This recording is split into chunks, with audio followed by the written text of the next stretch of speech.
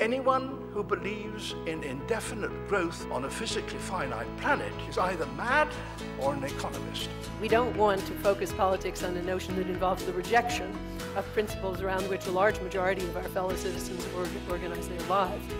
We are not as endlessly manipulable and as predictable as you would think.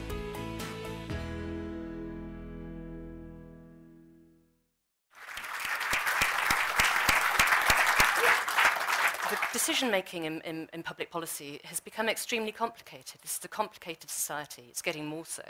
And the pressures are to have a very simplistic public debate. The political pressures are all geared towards the next day's news cycle, if that long.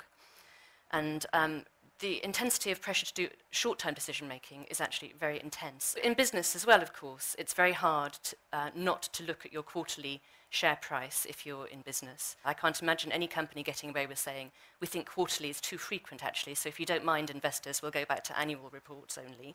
Looking at the way the technological changes have driven change in financial markets, changing the media, changing the way businesses operate and people work, it's become clear that a lot of institutions have not managed to keep pace with those sorts of changes and are not doing what they ought to be doing very effectively. In particular, failing to adapt to the challenges of the new technologies and the way there are some extremely difficult long-term challenges such as global warming, such as demographic change and globalization. A real mismatch between the capability of the institutions and the challenges that they're facing. And I think there's no question that we've got to some kind of breaking point. The financial system is not fixed. The crisis could happen again tomorrow, and there's behavior in the markets that suggests that it might. So then you ask yourself, what can we do about it?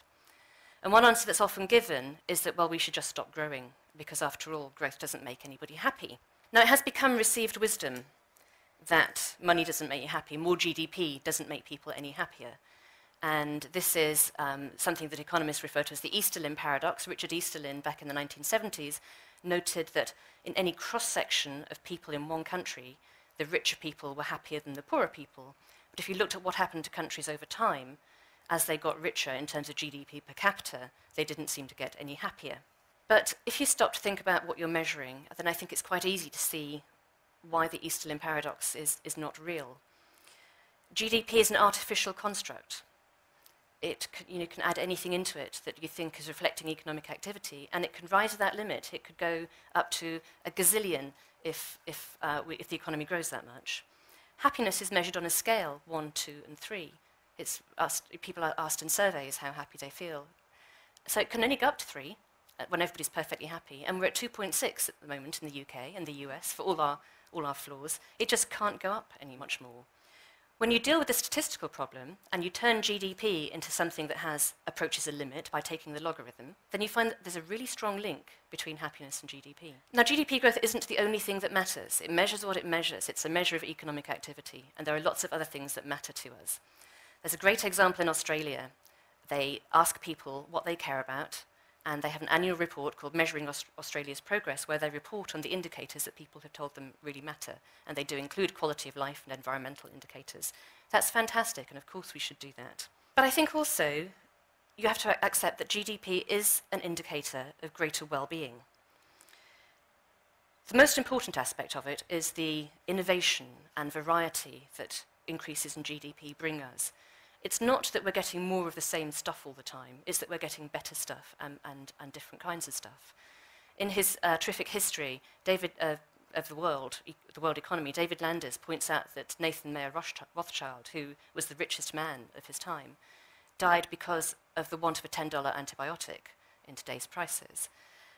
These innovations really do increase people's well-being. But the key question then becomes, if actually having more GDP from year to year does matter, then we need to find the right balance between the present and the future.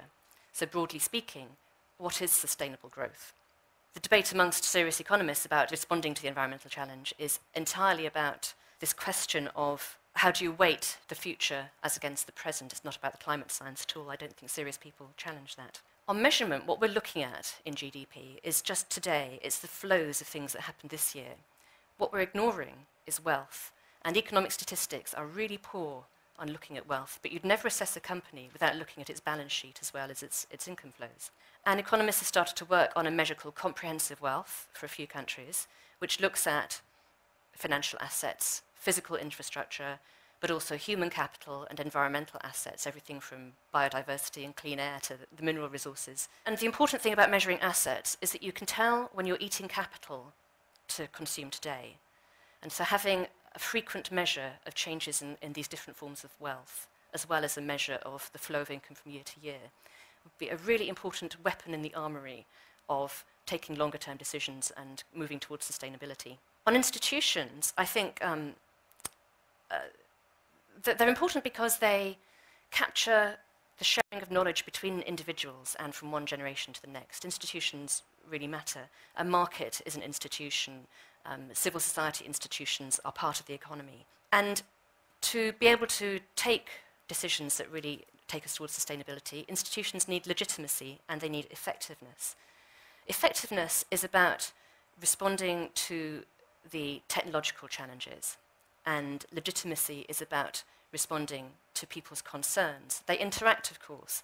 People become concerned because they know some things but not others, and the story that measurements and data tell people are very important in working towards solutions. So, what to do about it? And I wish I could say there was an easy answer. I don't think there is. But I divide it into three. One is better measurement, which sounds like it's something for anoraks, but I really think it's fundamentally important, not least because it gives people in public life and in politics the kind of weapon that they need to challenge short-term pressures. I wouldn't worry about happiness. I don't think it's costing the ONS very much money to ask people how happy they are, but I think we urgently need to put more resources into measuring the country's assets, its wealth, and a wider range of indicators, a dashboard as well as GDP. The second is institutional reform. I don't think the world is flat, but it is transparent. And the only way to avoid the pressures of hyperpopulism is going to be by more and not less engagement in public debate and an online debate. And you can't sack the people, you're going to have to talk to them if you're in any position of public responsibility. And then finally, I'm going to talk about something that's really unfashionable in economics, and that's about the sense of values that we have in running the economy. Capitalism will only work if it has an ethical compass, and I think that has been lost.